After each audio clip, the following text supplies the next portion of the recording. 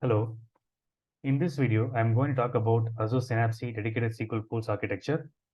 It is actually Azure's data warehouse solution built using MPP architecture. MPP stands for massively parallel processing. It is nothing but a distributed data processing architecture wherein uh, there will be a control node uh, and a set of compute nodes. So here the data will be divided into multiple small chunks, and it will be sent to the uh, worker nodes or execute nodes. So, and all the tasks will be performed in parallel. Each and every node within a cluster will have its own set of CPU, IO, and memory. And that way, each and every node it will perform its activities that's been assigned by the control node. And once the activities are completed, so the executor node will send back the information back to the control node.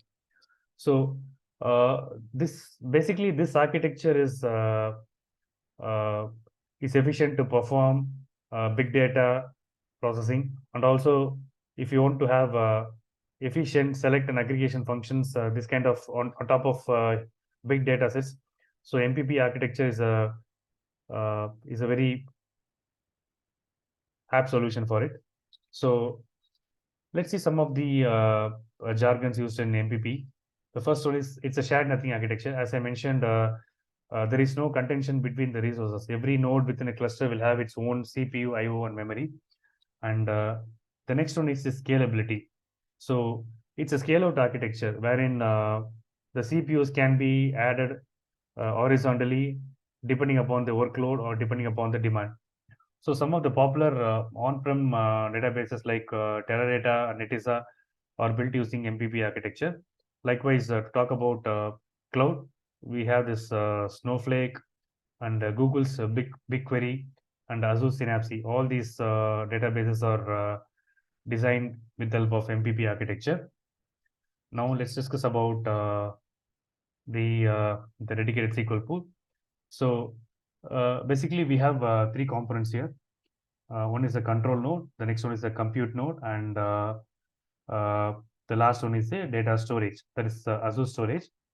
So here the compute and storage are decoupled, and basically this control node is the brain of this architecture. It's the entry point for any transaction. Whenever any user submits a query, it first reaches the control node. So the main functionality of control node is it optimizes the query and it generates the execution steps, and it sends those instructions to the compute node. Uh, the main functionality of compute is, as the name suggests, it provides the computation power, and the measure of performance is derived using DWU. It's nothing but data warehousing units. It's actually a combination of analytical resources like CPU, IO, and memory. So the performance level is determined by the choice of the uh, the DW that we choose at the time of provisioning the resource, or even Azure provides. We can even scale out the compute power uh, through a set of APIs. So So as I said, the main unit of measure is DWU, and here the data will be distributed across 60 partitions, and every partition will be mapped to a compute node. So let's say if you have chosen uh, if you have provisioned the resource with one DW, so all the 60 partitions will be mapped to this one particular compute node. So Azure provides various scalability options here. So this basically this chart shows what are the different performance level and what are the and how many nodes are, are assigned with that particular performance level. So let's say if you're choosing service with DW100, so it comes with one compute node, and all the 60 partitions will be mapped to this compute node. So in short to say, the performance level or that we choose, the higher will be the performance and the concurrency, and accordingly it will be charged.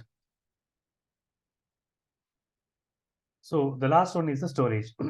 So eventually the data will be stored using Azure storage services. And as I told at the beginning, both the compute and storage are decoupled, and these two layers can scale independently. That is, compute can scale independently, and storage can be scaled independently. And storage, it incurs a separate cost in this entire architecture. So that's a very brief about Azure dedicated SQL pool. Basically, I got this architecture from Azure Microsoft portal. So I'll provide those details in the link. So I hope you would have found this session quite useful, and this will basically act as a introduction for your Azure upskilling journey.